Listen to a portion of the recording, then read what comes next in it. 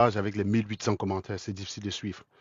Les pages et les commentaires épars, ça te permet mieux de comprendre la mentalité des gens. Donc tu dis qu'un direct qui dure plus de 12 minutes, la concision, mais va demander à Woodson de faire ça, c'est toi qui la défends. Va lui dire que plutôt que de parler pendant 12 minutes, elle sort avec sa vidéo, elle montre les éléments. Elle fait la même chose que moi, d'accord? C'est pas compliqué. Tu demandes de faire ça, hein. C'est vrai que vous êtes tellement... moi, je suis amusé. Moi, je vois des personnes qui m'ont écrit aussi que s'il te plaît, Serge, laisse un peu comme ça. Non, les gars, faut pas connaître. Et parmi lesquels il y avait des gens qui sont venus m'attaquer pour dire qu'elle m'avait lavé. Comment vous pouvez dire que quelqu'un m'a lavé, vous me demandez de la laisser tranquille? Vous voyez que vous dites ça peut-être, vous croyez que vous me faites mal, mais vous êtes débile parce que vous n'y croyez même pas, quoi. Vous êtes juste débile. Quand vous voulez dire qu'on a lavé quelqu'un, il faut dire ce qu'on a dit d'embarrassant sur lui. Qu'est-ce qu'on a déjà balancé sur Internet sur moi qui m'embarrasse? Non, mais sérieusement, dites-moi un truc que vous pouvez balancer sur Internet qui m'embarrasse. Vous êtes embarrassé quand vous êtes un menteur. La seule chose qui puisse faire que vous soyez embarrassé, c'est que vous soyez un menteur.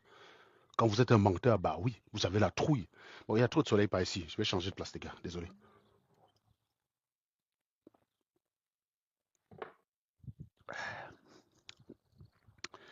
Je vais changer de position. Le soleil me tape à l'œil là.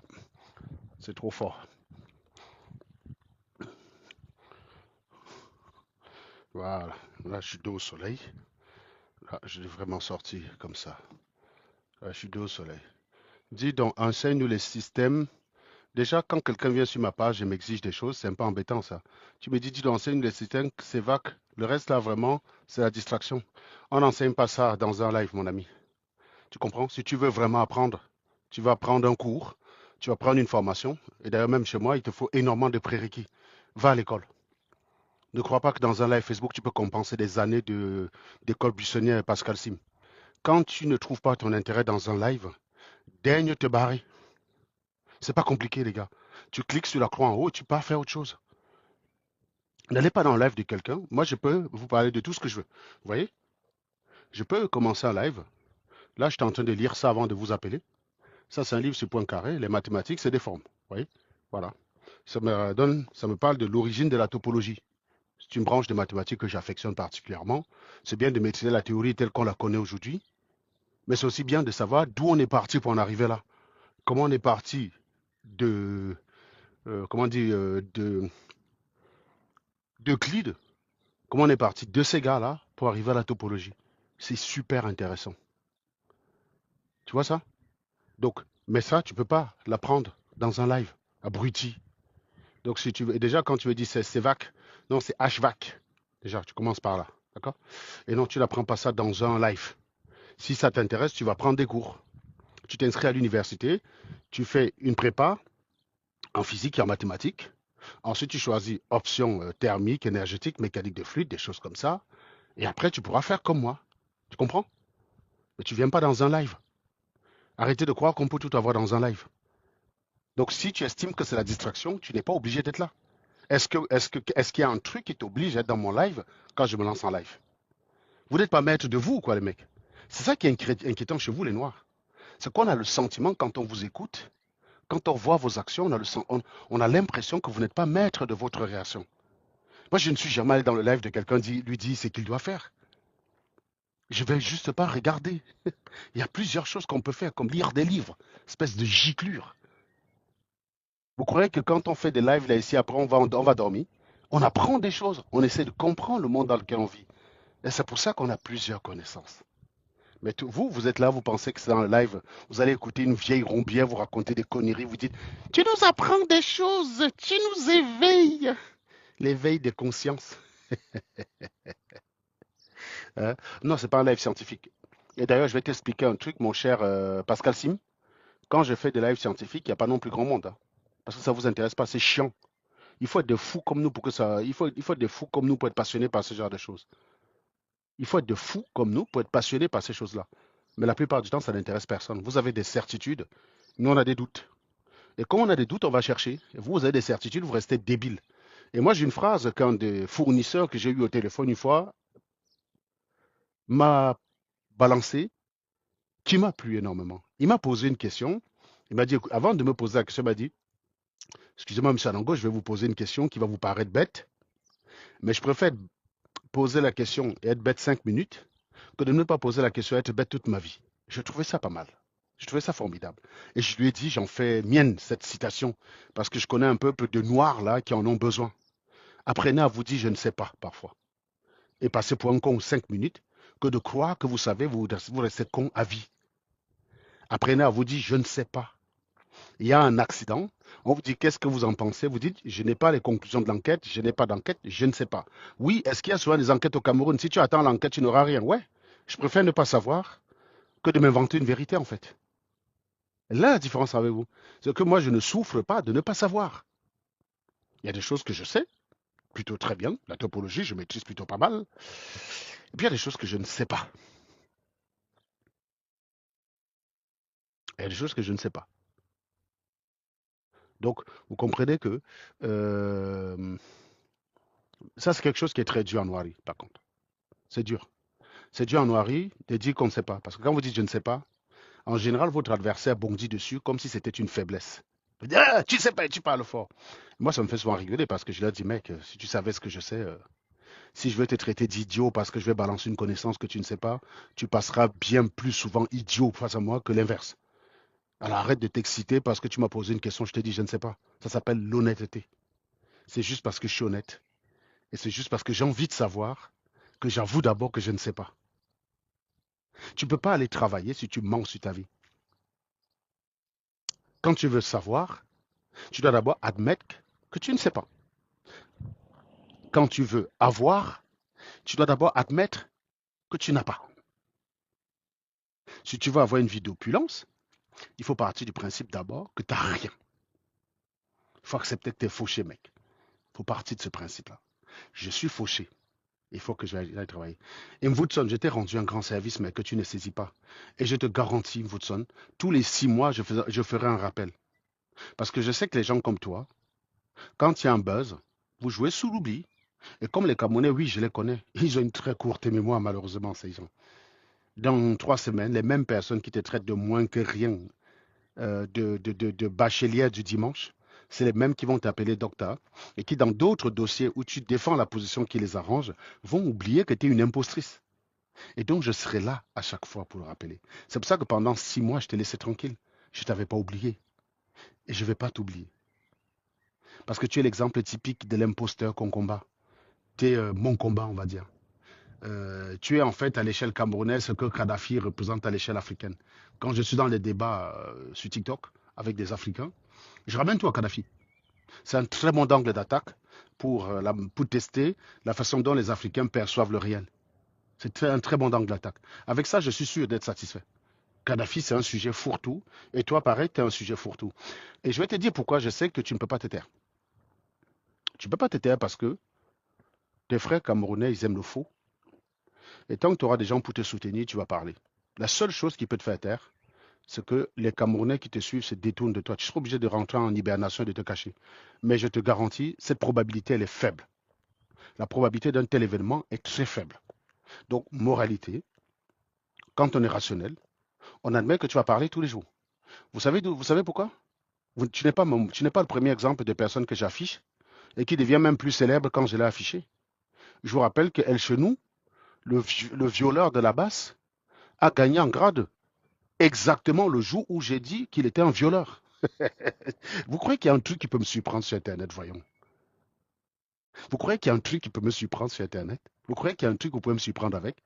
Le côté salopard des Camerounais, vous me l'avez montré. Partagez le live, s'il vous plaît.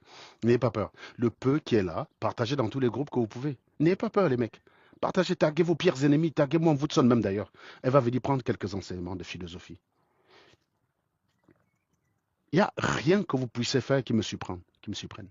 Et d'ailleurs, même avant que la basse ne commence à m'attaquer, quand j'ai expliqué aux gens que les gens de la basse ne m'aiment pas, juste qu'à un moment donné, je défends leurs intérêts, comme je le défends plutôt bien, ils sont obligés de garder un peu leur rancœur de côté, mais à la première occasion, ils vont sortir leurs flèches. Les gens me disaient, non, mais Serge, tu exagères. C'est exactement ce qui s'est passé. El Chenou est devenu plus populaire dans l'esprit des gens même qui me disaient, mais mec, t'es fou de donner des honneurs à ce mec. C'est moi qui l'ai presque intronisé, on va dire. C'est moi qui lui ai donné du crédit à ce gars.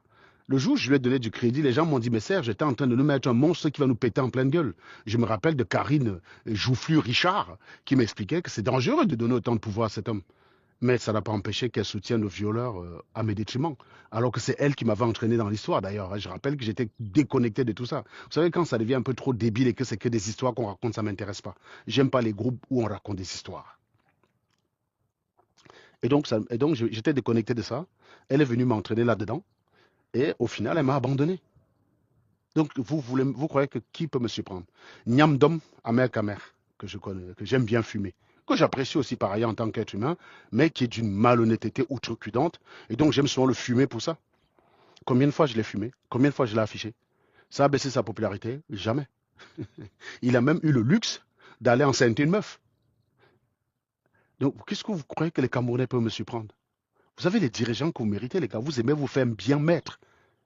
Vous êtes un peuple qui adorait vous faire bien. Vous êtes tous des PD, les mecs. Les Camerounais, vous êtes tous des PD. Quand on vous encule, vous demandez qu'on le fasse plusieurs fois sans mettre la vaseline. Donc vous ne me surprenez pas. Je vous dis, connaissant votre nature, la probabilité que les gens comme Amer Kamer, Marlène se taisent, elle est faible, elle est nulle. Et je suis un stoïcien, mec. Je ne mise pas mes espoirs sur des événements qui sont peu probables. C'est comme si je me levais le matin plutôt que d'aller travailler et je mettais mon espoir sur le fait que je vais gagner la loterie. C'est pas rationnel, les mecs. C'est pas rationnel.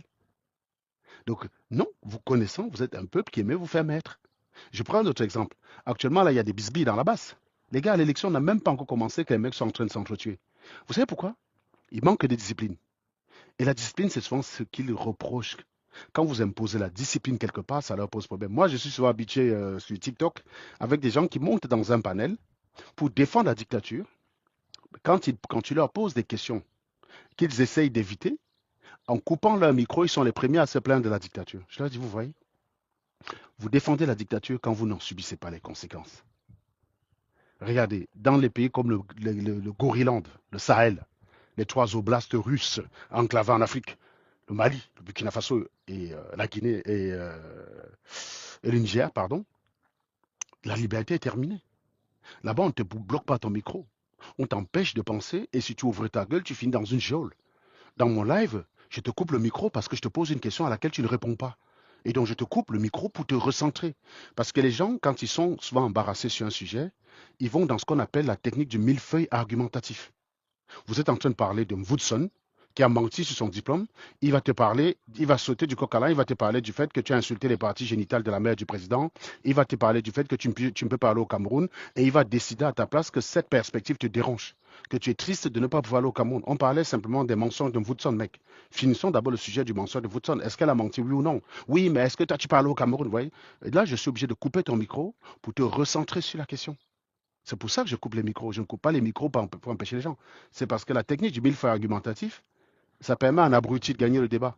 Et comme je sais que c'est une arme à l'avantage de l'abruti, je bloque cette arme-là, c'est tout. Je ne viens pas faire un débat pour laisser un abruti s'en sortir sans affronter les contradictions de sa défense. Non, il faut qu'il reste et qu'il réponde à la question. Mais vous voyez qu'une personne monte dans un panel pour vous défendre un régime autoritaire, mais il est le premier à chialer parce que tu coupes son micro. Vous voyez un peu l'incohérence ou pas? Donc j'ai l'habitude des gens aussi incongrus. Donc c'est pour ça que je vous dis en fait que euh, euh, plus vous êtes un peuple qui aimait vous faire maître. Je recommence. Vous êtes un peuple de pédales. Vous n'avez pas de dignité. Vous ne savez pas apprendre de vos erreurs. Vous vous positionnez non pas par conviction, mais par camp. Mais vous vous positionnez par camp pour attaquer les gens qui se positionnent par conviction de manquer de conviction parce que vous au moins vous en avez une. Le monde à l'envers. Quand tu arrives au Cameroun, je crois que quand tu sors de l'aéroport, les gens ont les mains en bas, la tête en bas et les pieds en l'air. Je ne sais pas comment ça marche dans votre cerveau, les gars. Non, vous êtes des tarés. Et je le sais. Je n'attends jamais de vous une réaction normale. Je n'attends pas de vous ça.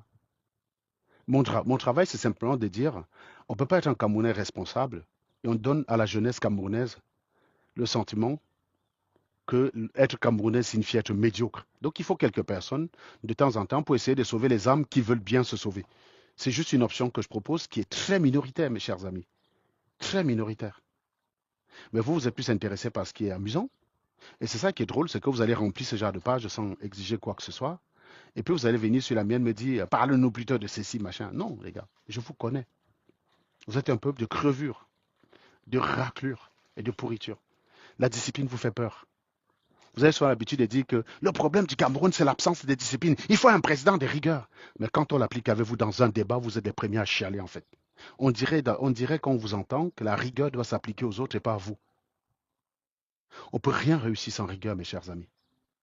On ne peut pas. Si vous n'êtes pas rigoureux dans votre façon de vivre, dans votre façon de faire, vous n'irez nulle part. Le manque de rigueur, c'est précisément ce qui annule l'intelligence. Vous êtes intelligent, vous n'êtes pas rigoureux, vous allez vous planter, vous allez avoir des problèmes. Il vaut mieux quelqu'un qui a une intelligence moyenne, mais d'une rigueur impeccable. Parce que le peu de connaissances, le peu de choses qu'il réalise, sa rigueur le protège de toute autodestruction. Alors que celui qui manque de rigueur, bah, c'est comme une fonction en dents de scie, mec. Il est capable du meilleur et du pire. C'est très dangereux.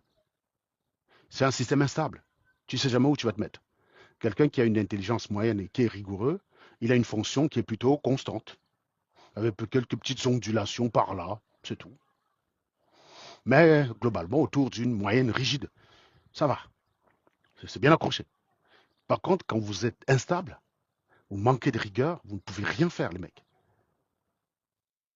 Et c'est pour ça que je vous dis, dans certaines sociétés, quand vous dites que vous avez un certain diplôme, on ne dit pas que vous êtes beaucoup, on ne dit pas que vous êtes plus intelligent que celui qui n'en a pas, hein. Ça témoigne d'une certaine rigueur, d'une certaine capacité d'être rigoureux dans sa vie. C'est ça qui sanctionne.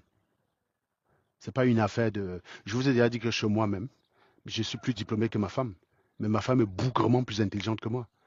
Et je vous dis encore une fois, l'homme n'est pas plus intelligent que la femme, les gars. Arrêtez de croire ça. On vous a conditionné à le croire. Mais j'ai des exemples dans ma famille camerounaise qui montrent que l'homme n'est pas plus intelligent que la femme. J'ai 3 tantes qui ont été mariées avec des hommes et dont ils ont mieux construit leur vie le jour où ils se sont séparés de l'homme. J'ai une tante en ce moment en France. Elle a été mariée avec un de mes oncles. Quand elle s'est séparée de mon oncle, sa trajectoire a pris une direction, la trajectoire de mon oncle a pris une autre direction. Au jour d'aujourd'hui, elle s'en sort beaucoup mieux que mon oncle. Son patrimoine est supérieur à celui de mon oncle. Le véhicule dans lequel elle roule au Cameroun est supérieur à celui de mon oncle. Et elle a plus impacté l'éducation de ses enfants que mon oncle. En gros, en se séparant, alors qu'elle était avec mon oncle, on l'avait réduit à des tâches de cuisine. En se séparant, elle a retrouvé ses capacités. Et je vous dis, elle a eu une trajectoire plus intéressante que celle de mon oncle. Son patrimoine est sans pareil. Mon oncle, aujourd'hui, ne peut pas la regarder les yeux dans les yeux. C'est parce qu'on vous a conditionné. Moi, je n'ai pas ce problème-là. Je n'ai pas un problème. Je ne dis pas que parce que j'ai un gag, je suis plus intelligent que la meuf. Ça, c'est un truc de société primaire. C'est des primates qui pensent encore comme ça. C'est fini, ça, les mecs. Mon deuxième oncle, qui était un soulard pas possible, grand frère direct de ma mère, un soulard pas possible. Il a laissé une femme avec beaucoup d'enfants. Cette femme, par son travail, aujourd'hui, a ramené tous ses enfants aux États-Unis. Mon oncle est décédé en 2012. Hein. En 13 ans, entre la mort de mon oncle en 2012 et aujourd'hui, elle est aux États-Unis. Ses enfants sont aux États-Unis. Une femme courageuse et travailleuse. Vous savez ce qu'elle faisait? Elle vendait l'ombunga. Donc arrêtez de croire que parce que vous avez un gag entre les jambes, vous êtes meilleur que les femmes. Les femmes sont bougrement plus intelligentes dans la moyenne. Et vous, si vous êtes une femme à la maison, à qui votre mari vous explique à chaque fois que vous êtes bête, vous êtes à la cuisine, essayez de l'analyser vraiment, vous allez voir qu'il est bien plus stupide que vous. N'ayez pas peur. Vous allez voir qu'il est bien plus stupide que vous la plupart du temps. Vous vous faites diriger, vous avez peut-être 110 de QI, vous êtes dirigé par un crétin qui a 60 de QI, mec. C'est ça le problème. C'est pas parce que les femmes ont beaucoup plus de sentiments, d'affect. Elles sont incapables d'être partisanes de la peine de mort. C'est la seule chose qui va différer de l'homme qui parfois peut être sans affect. Mais ce n'est pas ça, ce n'est pas une faiblesse. C'est même une grande preuve d'humanité. C'est pour ça que les hommes abandonnent toujours les enfants aux femmes, la femme s'en occupe, et malgré le fait qu'on l'a abandonné à l'enfant, arrive à en faire de l'enfant. Oui, la plupart du temps, ça tourne mal, c'est vrai. Enfin, pas que la plupart du temps, ça tourne bien, mais il est vrai que la plupart des voyous n'ont été élevés que par leur mère. Voilà. Mais la plupart du temps, la plupart des femmes qui sont abandonnées avec leurs enfants s'en sortent. C'est-à-dire que bien que la population carcérale est remplie des enfants de mères célibataires, Il n'en demeure pas moins que la plupart des mères célibataires élèvent bien leurs enfants. Donc il ne faut pas confondre la probabilité d'être en prison, sachant que tu as une mère célibataire, à la probabilité d'être la probabilité d'avoir comment dire, la probabilité d'avoir une mère célibataire sachant que tu es en prison. La probabilité d'être en prison sachant que tu as une mère célibataire est très faible. Ça reste faible. Elle est un peu au-dessus de la probabilité d'aller en prison tout court, mais elle est très faible. Par contre, la probabilité d'être en prison sachant que tu as une mère célibataire, pardon, la probabilité d'avoir une mère célibataire sachant que tu es en prison, oui, elle est beaucoup plus forte. Voilà, souvent dans l'esprit, on confond ces deux probabilités-là. On va confondre l'inverse. On va souvent confondre, quand on parle de probabilité conditionnelle, les gens vont souvent confondre P de A sachant B à P de B sachant A qui n'a rien à voir. Voilà. Je prends un exemple très simple. La probabilité d'être musulman sachant que tu es arabe, elle est presque 1, elle est près de 100. Par contre, la probabilité d'être arabe sachant que tu es musulman, on est autour de 30% en fait. Hein. Parce que la plus grande population des musulmans, c'est en Malaisie. D'accord? La probabilité d'être arabe, sachant que tu es musulman, c'est 25% d'ailleurs, pardon. Tu as 25% d'arabes, tu as 25% en Afrique noire, donc le Nigeria est un très grand fournisseur de cette population-là, et ensuite tu as 50% quelque part en Asie du Sud-Est. C'est presque 62% d'ailleurs en Asie du Sud-Est. Donc la probabilité d'être musulman, sachant que tu es, la probabilité d'être asiatique, sachant que tu es musulman, elle est supérieure à la probabilité d'être arabe, sachant que tu es musulman. Mais la probabilité d'être musulman, sachant que tu es arabe, c'est presque 1. Vous voyez un peu la différence? C'est-à-dire, on prend l'ensemble des musulmans, on prend la proportion qui est arabe, elle est presque 1. C'est ça qu'on cherche. Par contre, dans l'autre cas, on prend l'ensemble des, comment dire, on prend l'ensemble des musulmans, on cherche la proportion arabe, c'est 25%. Et dans l'autre cas, on prend l'ensemble des arabes, on cherche la proportion musulmane, on est presque à 100%. Vous voyez la différence entre les deux probabilités. Donc, si on prend l'ensemble des gens qui sont en prison, on cherche ceux qui ont une mère célibataire. Oui, elle est très forte. Par contre, si vous prenez l'ensemble des gens qui sont mères célibataires, vous regardez celles dont les enfants ont fait la prison, c'est faible. Donc, bien que beaucoup de gens en prison sont issus d'une mère célibataire, il n'en demeure pas moins que la plupart du temps, ça se passe bien. Et quand on exagère souvent de dire que les enfants élevés par leur mère sont turbulents, c'est parce on se focalise sur l'ensemble des turbulents et on regarde s'ils avaient une maman. S'ils ont été élevés par leur père et leur mère. Oui, c'est pas la même chose. Voilà. Très souvent, il y a un rapport de 10 ou 15 entre les deux. Donc, c'est pour ça que je vous dis, faut pas confondre les deux. Donc, très souvent, c'est les femmes qui s'occupent de leurs enfants et qui arrivent quand même à bien mener leur vie. L'intelligence ne se réduit pas simplement à être capable de résoudre des équations. Moi, je sais résoudre 1000 fois plus que Magali. Mais je dis, test de QI, elle me narque. C'est du vécu, hein. Moi, je suis à quelque chose comme 122, elle approche des 140. Vous voyez la différence, les gars? C'est pas, donc arrêtez de croire que parce que vous êtes un homme, vous avez un sgeg entre les jambes, vous êtes plus intelligent que les femmes. Ça, je vous dis, chaque fois que vous pensez ça, sachez que vous êtes encore il y a 300 ans. Hein. Vous êtes un débile profond, les mecs. Vous êtes dans la négation de la science. Ça veut dire que si tu penses ça, tu es presque comme l'animal qui dit que l'ADN ne veut rien dire. C'est un peu comme si on fait un test ADN, on te dit que ton enfant, c'est pas ton enfant. Mais tu dis l'ADN ne veut rien dire. Tu es un peu comme ce débile-là, en fait. En 2025, va dire que l'ADN ne veut rien dire. Tout ce que tu vas montrer aux gens, c'est que tu es un débile profond, inculte. C'est tout ce que tu vas gagner. Parce que la réalité s'en fout de ce en quoi tu crois. Tu as le droit de croire que l'ADN ne veut rien dire. Ça ne change pas que l'ADN, c'est l'outil le plus pertinent pour vérifier la paternité d'un gosse. C'est tout. C'est l'outil le plus puissant qui existe. Ok, c'est en Indonésie, autant pour moi, Thomas Hyot. Moi, j'étais en Asie du Sud-Ouest. Mais je te remercie pour cette correction. Merci beaucoup. Mais en tout cas, ce que j'essayais d'illustrer ici, mon cher Thomas, c'était de dire que quand vous dites musulman, quand on dit telle personne musulman, si le cerveau est tellement biaisé, surtout pour nous qui sommes du côté de l'Ouest, hein, le cerveau est tellement biaisé que si je vous présente une personne qui a le dos tourné, qui est cachée derrière un voile, je vous dis, il est musulman, je vous montre un portrait asiatique, un portrait arabe et un portrait africain, vous allez probablement privilégier le portrait arabe. Et c'est là où vous allez vous tromper. Parce que ce mec, en l'absence de toute donnée, si tu es rationnel, il vaut mieux miser qu'il est asiatique, parce qu'il y a plus de chances qu'il sorte de l'Indonésie, en fait. Voilà. Alors que si je vous présente un arabe qui est caché derrière un paravent, Je vous dis, il est chrétien, il est musulman, il est bouddhiste, machin bidule. Il est plus rationnel de miser qu'il est musulman, parce que c'est 99%. Vous voyez la différence ou pas des deux? J'espère que vous avez au moins compris la différence entre les deux concepts qui parfois peuvent se mélanger dans la tête des gens. Donc je revenais en fait sur l'intelligence des femmes. Je disais, arrêtez souvent dans les clashs de venir dire vous répondez à une femme.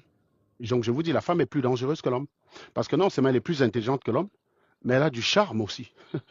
Je vous dis, les hommes, la plupart du temps, quand ils voient une belle paire à quatre pattes devant eux, ils deviennent tous bêtes, hein. Surtout si c'est bien rond, pas les conneries flasques de Woodson Fuller. Non, on parle d'une belle paire raffermie. En général, tu ne réfléchis plus mal, hein. C'est pour ça qu'il y a souvent des mèmes là qu'on trouve sur Internet où vous voyez un Joe qui s'est fait alpaguer par une belle meuf et il commence à regarder aussi en disant, bon, le terrain, ça va attendre. Il n'y a qu'une meuf qui peut faire ça. Est-ce qu'un homme a cette capacité-là sur une femme? Non. Donc la femme, c'est un outil très dangereux, les gars. Faut faire très attention. Faut pas sous-estimer les femmes. Faut pas sous-estimer les femmes. Oui, après, tu as des femmes faibles qui, quand elles sont au fond du tout, elles jouent sur leur côté féminin, elles jouent sur l'émotion. Mais il faut pas tomber dans ces pièges-là. Il faut pas tomber dans ces pièges. Et effectivement, Platinel a de la patience aussi. Un homme, quand il veut commettre un crime pour se débarrasser de sa femme, il va se précipiter. Il va vouloir le faire vite. Alors qu'une femme va prendre du temps. C'est pour ça d'ailleurs qu'un Woodson Fuller, dans ses précipitations et dans sa façon d'agir, elle n'est pas féminine. Donc quand elle vous dit qu'elle est masculine, elle n'a pas tort. Je pense qu'elle a 99% d'ADN masculine et 1% d'ADN féminin. Elle est bête, parce que je vous ai souvent dit, dans la moyenne, les hommes sont plus bêtes que les femmes. Faut pas, c'est comme ça, hein. Il y a 5 points d'écart, hein, dans la moyenne. Le QI moyen des femmes, dans la moyenne normale, on est à quelque chose comme 105 et les hommes sont à 100. Bon, je parle en Europe, hein. Voilà. Mais Woodson, elle est dans la queue de distribution, mais plutôt côté homme. Elle a les gènes d'un homme stupide, en fait. Parce qu'elle se précipite. Et les criminels stupides, on les attrape en général. C'est-à-dire que le criminel stupide, tu arrives sur les lieux du crime, il manquait juste qu'il mette sa carte d'identité pour dire c'est moi en fait. C'est-à-dire qu'on remonte à lui en 2 temps, 3 mouvements. Regardez Alexis Daval. Alexis Daval. Le mec, il a flingué sa femme, mais il n'a pas eu, il n'a eu d'autre idée que de prendre un des jeux de drap qui était chez lui pour l'emballer avec pour aller jeter dans les champs, en prenant soin d'y aller avec sa voiture et en laissant les têtes d'oreiller de ces jeux de drap. Mec, les policiers, quand ils arrivent là-bas, ce jour, le même jour, dès qu'on retrouve dès qu'on retrouve le corps, on sait que c'est lui. Il manquait juste qu'il dépose la carte d'identité au lieu du crime en disant que c'est moi, Alexia, c'est moi, Jonathan Daval, qui a commis le crime. C'est la seule chose qui manquait sur le lieu du crime. Les policiers ont laissé 3 mois juste pour bétonner le dossier, pour éviter qu'un avocat ne profite de n'importe quoi pour l'attraper. On l'a laissé 3 mois pour bétonner le dossier. Mais je vous dis, dès le jour même, on savait que c'était lui. Mais une femme, en général, pour la choper, c'est plus difficile. C'est plus difficile. Parce qu'elle prépare au moins un an. Une femme peut vouloir te liquéfier. Aujourd'hui, là, on est le 30 avril. Une femme peut dire, mon projet, c'est je vais liquéfier mon gars. Elle attend 3 ans. 3 ans que tu dors avec elle, tu souris.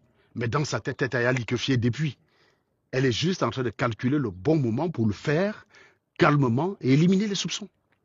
D'après vous, pourquoi dans les solutions antigel là que vous avez dans les radiateurs, pourquoi on a mis une odeur pourrie là-dedans? C'est avec ça que les femmes liquéfiaient leur mec en douce, hein. C'est avec ça. Donc ils mettaient l'antigel dans le café tous les matins. Donc comme ça a le goût du sucre, l'éthylène glycol, ça a le goût du sucre. Donc tu mets ça dans le café, l'antigel, ça, au bout d'un moment, ça bouche les artères. Avec un peu de chance, si tu échappes à l'autopsie, hein, parce que suffit qu'on dise que tu avais d'autres problèmes de santé, que ta mort ne paraisse pas suspecte, crime parfait, mon gars. Il y a des crimes comme ça. La meuf a échappé belle. C'est juste que dans le comportement de la veuve, elle ne se comportait tellement pas bien qu'on s'obstinait, on est parti déterrer pour faire l'autopsie, on a vu que c'est elle. Donc il faut savoir que les femmes sont bien plus. Je vous dis, vous ne serez pas une femme dans sa tête. Oui, quand elle a l'habitude, je crois que l'année dernière, quand je la fumais, elle disait qu'elle est masculine. Là, pour le coup, elle ment pas. La façon dont elle se précipite pour répondre aux questions en se tirant une balle dans le pied, elle est Jonathan Daval. Elle est Jonathan Daval, mon pote. Elle a les mêmes genres. Moi, je regarde beaucoup d'enquêtes criminelles. Je vous dis, les crimes, la plupart du temps, très faciles à résoudre, c'est les crimes masculins. La plupart du temps. Parce que le mec, il se précipite tel un éjaculateur précoce. Il a envie de liquéfier sa femme. Donc, tiens bien, un soir, sa copine l'a mis un ultimatum. C'est moi ou c'est ta femme. Et le type, il se rend compte que s'il divorce de sa femme, bah, il perd la maison. Beaucoup sont tellement couillons qu'ils ont envie de tout garder. Il a construit un truc avec une femme, mais comme il a rencontré une autre femme, il a envie de tout garder et quitte l'idéal pour lui. Toc, toc, toc. Johanna Foucault, envoyé. Johanna, j'accepte ta demande. J'accepte votre demande, Johanna. Et donc en fait, il a tout construit avec sa femme. Et en fait, il a envie de tout garder. Et donc, l'autre nana le met un ultimatum, c'est moi ou c'est l'autre. Comme il a envie de garder l'autre et garder aussi la maison, bah, il se précipite pour liquéfier sa femme, quoi. Et Coucou, ben, bonjour, coucou, bonjour, Johanna. une grosse pute, une bordel comme ça, une grosse pute. Une grosse pute va travailler, une bordel, une grosse pute. Une grosse pute va travailler, tu fais quoi? Le restaurant que tu nous as promis, une grosse pute. On a cotisé l'argent jusqu'à maintenant, c'est déjà peut-être à 15 000 dollars. Tu as dit que tu voulais 15 000, tu as dit que tu voulais 15 000 euros, non?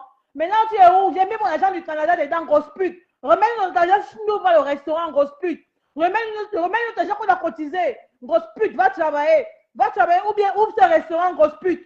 On en a marre de ta fait manière. Où est le restaurant là? Le restaurant là est où, grosse pute? On finit de cotiser. Maintenant, je t'assois, on va tirer et te doter avec l'argent du restaurant là. Va ouvrir ce restaurant, grosse pute. Dis dans grosse pute d'aller ouvrir le restaurant parce que la dot qu'on avait fait là, c'est pas une dot. Le toquet pot là, c'est pas un toquet pot. C'est notre argent qu'elle a mangé. Grosse pute, ouvre ce restaurant. Nous sommes déjà à fin avril. Voilà, mec qui commence. Tu avais dit avril, grosse pute, ouvre ce restaurant. On est fatigué de la fermania. Remets notre argent donc. Une grosse pute, une gonjaille. Affamée qu'elle soit. Il y a du boulot, les gars. Il y a du boulot quand même, hein. Il y a du boulot, il y a du boulot. Parfois, il faut laisser ce genre de choses s'exprimer. Ça permet de montrer l'étendue de la bêtise chez nous. Effectivement, quand on voit ce genre de personnes, on a parfois tendance à douter de l'analyse que je viens de faire. Je vous rassure, ce genre de comportement est marginal. Et il y a Cabrel qui disait que je ne connais aucun domaine où ça se vérifie. Tu as cherché où? Tu as cherché où, mec? Le problème, en fait, c'est qu'il faut toujours compter, il faut toujours prendre en compte la cinétique. Quand est-ce qu'on a commencé à autoriser les femmes à faire ce qu'elles veulent? Euh, je te pose la question. Quand est-ce qu'on a commencé à autoriser les femmes à faire ce qu'on veut? Je te dis, dans la moyenne, par exemple, moi, un ingénieur moyen, je ne suis pas un génie, hein, moi j'ai un QI à 122, dans la moyenne, tu trouves des femmes qui sont meilleures que moi. C'est ce que j'essaie de te dire. À chaque fois quand je travaille sur un sujet, quand je prends un dossier préparé par une femme et un dossier préparé par un homme, la différence, elle est flagrante. Maintenant, là où tu vas, si tu vas maintenant chercher dans des laboratoires de recherche, les gens qui découvrent des trucs, là, tu es dans la queue de distribution de gosses. Et je vous ai déjà dit que dans cet extrême, les hommes sont au-dessus. Donc, si tu prends les domaines de recherche, tu prends les domaines où on dépose des brevets, oui, tu vas trouver beaucoup plus d'hommes, parce que là-bas, il faut un QI quand même qui va dépasser les 140, les 180, quoi. Là, on est dans les QI qui dépassent les 180. L'homme le plus intelligent de la planète, qui s'appelle Terence Tao, mathématicien chinois, il a 240 de QI. C'est un homme. Et ben, par contre, l'homme le plus débile, qui a un QI qui se rapproche de celui d'une chèvre, ben, c'est un homme aussi. Donc, maintenant, dans la moyenne, il faut savoir que la courbe, il y a la zone ordinaire. C'est celle qui regroupe 95% des cas. Dans cette partie-là, la femme est au-dessus de l'homme. Ça, ce n'est pas un débat. Maintenant, si la plupart du temps, tu as le sentiment qu'un homme est au-dessus de la femme et que la femme a le sentiment qu'elle est bête, c'est parce qu'on l'a conditionné à être. Moi, je discute avec les musulmanes. Quand je débat souvent sur TikTok, j'ai des musulmanes qui défendent l'idée que c'est leur père qui choisit leur mari. Dans le Coran, c'est écrit qu'on peut marier une femme à 6 ans. Ta fille à 6 ans n'a même pas le droit de choisir ce qu'elle va manger. Par contre, elle a le droit de choisir le sgeg qui va rentrer dans sa foufoune. Quand tu dis que c'est écrit dans le Coran, tu as des musulmans qui défendent ça, mon pote. Tu as une femme qui te dit que ouais, si mon père choisit un homme, c'est normal, machin bidule. Mais c'est le conditionnement, mon gars, qu'est-ce que tu veux que je te dise? C'est le conditionnement. Par contre, cette femme, débarrassée de cette contrainte, ben, elle n'a rien qui la freine. Mais si on t'a éduqué pour te dire, tu restes à la cuisine, tu sers ton homme, tu es là pour la laver, tu es là pour le masser, tu es là pour. Ben oui, c'est normal que tu sois conditionné comme ça. C'est normal, mon gars. Et quand vous êtes conscient de ça d'ailleurs, et quand vous êtes quelqu'un comme moi, si vous voulez d'une femme apaisante quand vous rentrez, qui vous fait des massages, qui prend soin de vous, n'allez pas prendre une femme qui fait le même métier que vous. Moi, j'ai pas envie de vivre avec un ingénieur, mon gars. J'ai pas envie de ça, moi. J'ai pas envie de vivre avec un médecin. J'ai pas envie de vivre avec une avocate. On va se retrouver à deux pareils. Elle sera même encore 10 000 fois même plus forte que moi. Et donc, c'est moi qui vais me retrouver à faire la cuisine. Voilà. Donc, c'est pour ça que je vous dis, dans la moyenne, la femme est au-dessus, il n'y a même pas de débat sur la question, ça est tranché scientifiquement. Maintenant, fais tes recherches, va te renseigner sur la distribution des QI par rapport au sexe, tu verras. Et tu auras tous les arguments qui vont dans ce sens. Moi, je ne crois pas que tu es vraiment cherché. Quand tu regardes dans ton métier, franchement, je ne pense pas que tu sois un génie, Cabrel. Tu es quelqu'un d'une intelligence normale. Tu crois que tu fais mieux ton métier que la plupart des femmes qui font le même métier que toi et qui travaillent avec toi? Je suis sûr que si on regarde bien la préparation d'un dossier, la plupart du temps, les femmes sont plus rigoureuses que les hommes. Nous, on est très, déjà, non seulement on est moins intelligent qu'eux, mais on est très partagés. Mais quand tu es au boulot, tu es un homme, entre le boulot que tu as à faire et les bureaux que tu gères de part et d'autre, mon pote, comment tu te concentres à 100%? Bah forcément, tu n'es pas aussi efficace que si tu étais une femme qui pense juste à ses gosses, à rentrer récupérer ses enfants, machin bidule. Voilà. Une femme se satisfait facilement d'un homme qu'un homme se satisfait facilement d'une femme. C'est des études scientifiques, hein. La preuve, je connais beaucoup d'hommes, je connais beaucoup de femmes qui se font subtiliser du pognon par des mecs, par des meufs. Parce que la meuf a une belle paire de seins, elle a une belle paire de fesses, mais la femme, elle est impassible à ça. Je ne connais pas beaucoup de femmes qui prennent toute leur fortune pour aller donner à un mec pour le sgeg. Il y en a quelques-unes. Mais enfin, statistiquement, les deux proportions, c'est pas pareil, hein. Chez les mecs, c'est beaucoup. La proportion des mecs qui se font avoir par des fesses bien arrondies, c'est comme ça, quoi. Mais chez les meufs, c'est comme ça. Vous avez souvent tendance à vouloir faire comme si c'est égal, parce que quand il y a un homme qui a plusieurs gésiers, il assume plus facilement, il n'y a pas de problème. Par contre, quand c'est une meuf qui a plusieurs gésiers, tout l'Internet lui tombe dessus, ça devient comme si les femmes sont devenues toutes fidèles, infidèles, machin. Non, la femme, de façon générale, sait se contenter d'une seule situation, hein, alors que l'homme, non. L'homme, non, tu lui donnes tout ce que tu veux, il voudra toujours plus. Bah voilà, c'est un animal, l'homme. C'est son côté animal. Il est conquérant, mais quand il a conquis, ben, il veut aller à des nouvelles conquêtes. C'est comme ça. C'est la nature humaine. Et un homme qui n'est pas ça ne cesse d'être un homme. Voilà, c'est comme ça. Donc, après, il faudra que tu cherches un peu plus. J'ai déjà eu des débats là-dessus avec des mecs super opposés à ça, hein. Je vous parle pas d'Africains, hein. Je vous parle des blancs droitards, vous savez, les dédés du PMU, là. Et tous les Noirs doivent rentrer chez eux, ils n'ont rien à foutre ici, c'est à cause des Noirs qu'il n'y a pas de travail.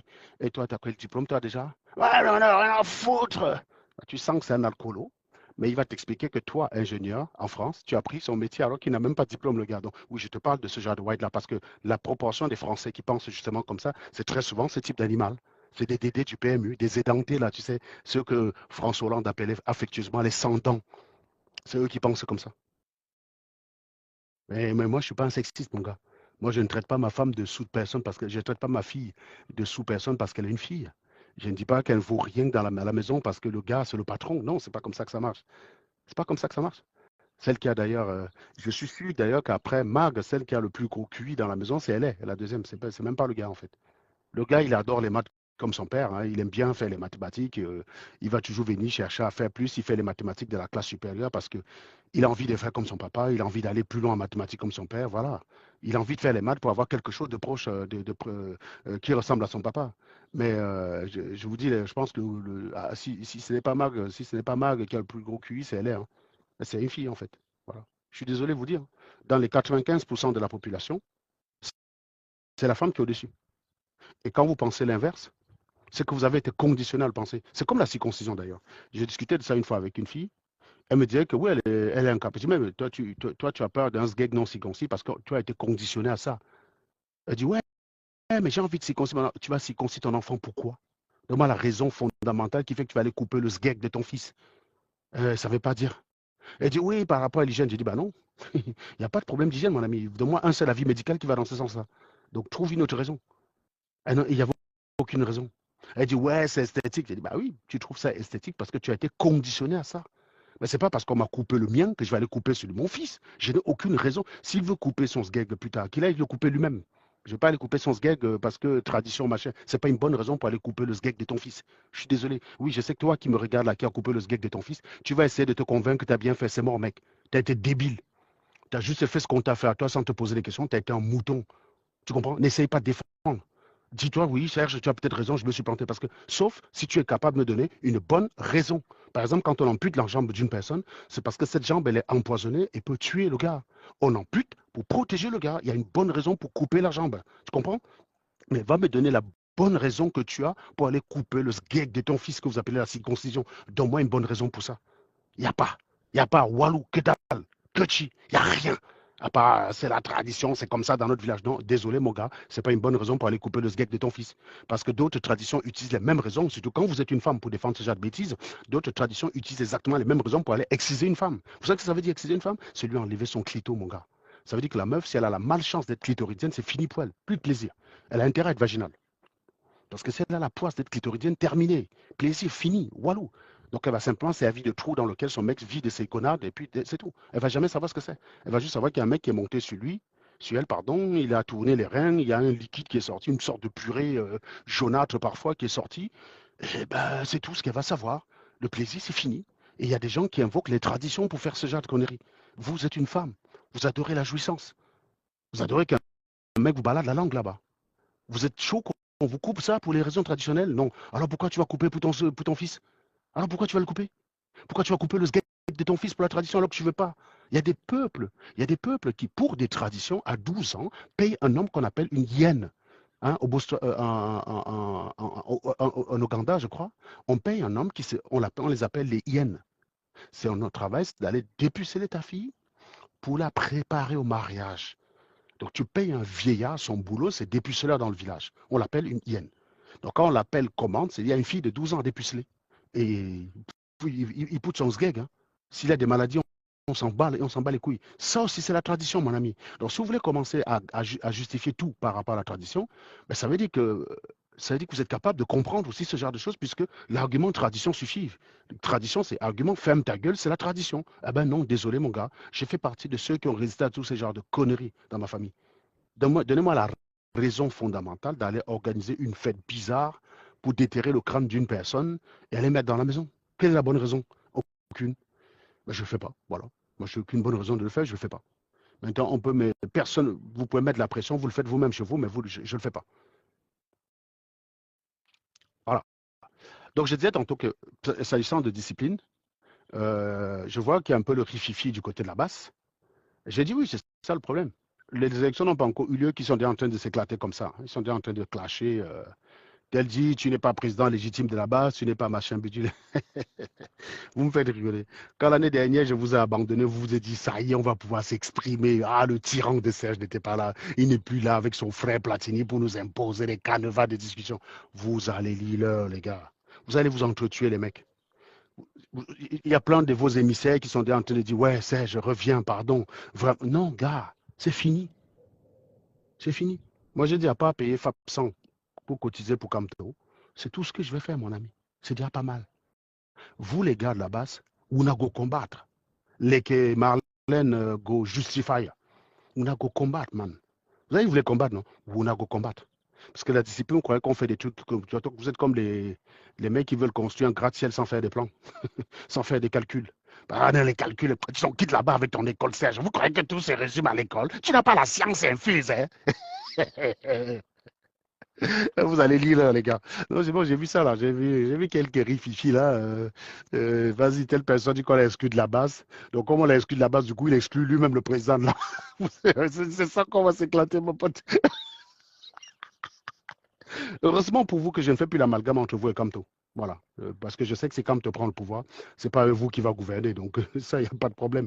Vous ne prenez aucun risque. Je ne viendrai pas vous attaquer. Je ne vais pas vous attaquer. Non, non, non. Vous ne prenez clairement aucun risque.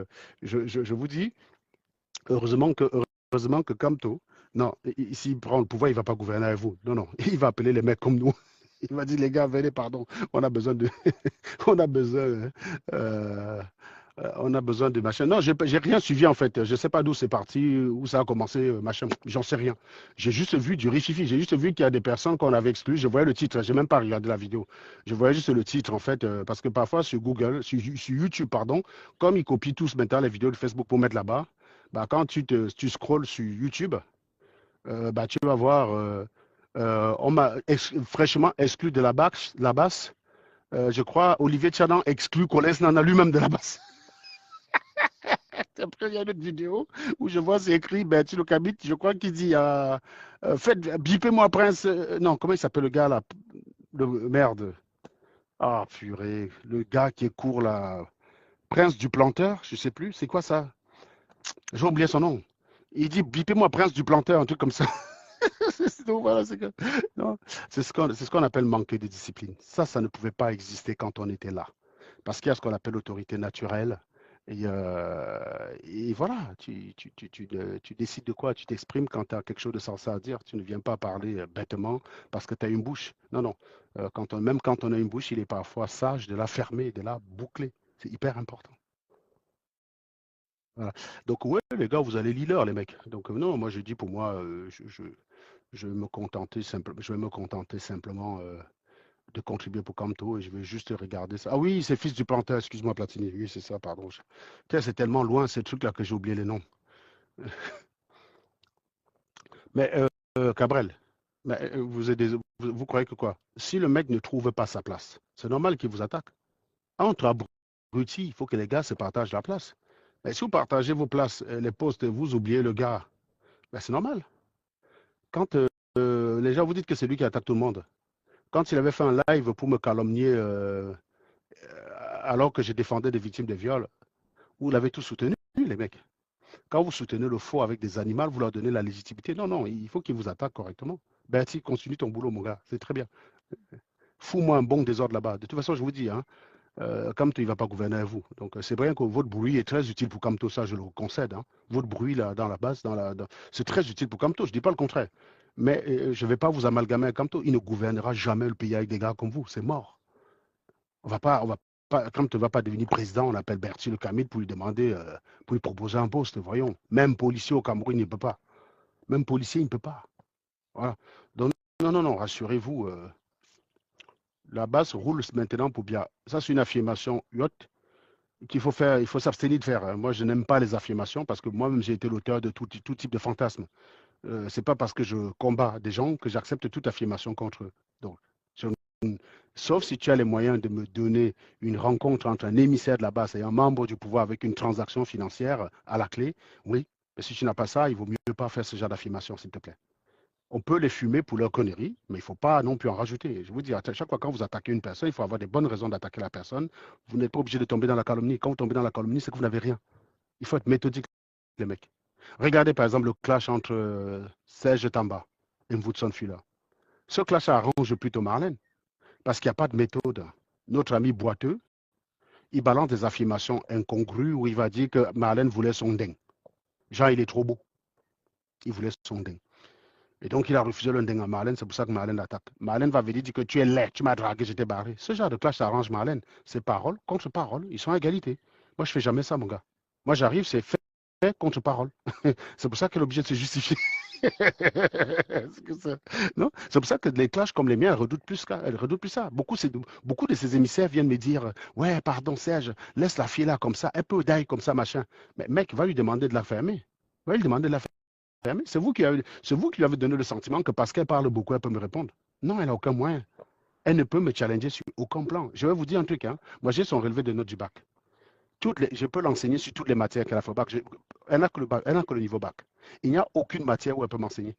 Parce que même en littérature, j'étais meilleur qu'elle en terminale. J'ai vu sa note de français était catastrophique.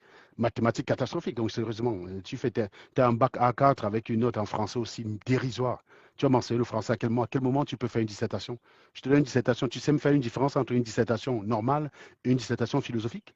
Parce que les deux ne sont pas les mêmes. Hein. On te donne une dissertation normale, tu fais une dissertation philosophique, tu auras 3. Enfin, pas 3, peut-être 7 ou 8. Tu sais faire la différence ou pas? Parce que moi, je sais cette différence. Tu vois? C'est pour ça que dans ma façon de procéder, j'ai la méthode. Il y a une sorte d'homéomorphisme entre la façon dont on fait une dissertation et la façon dont on produit une démonstration mathématique. C'est la même rigueur, mon gars.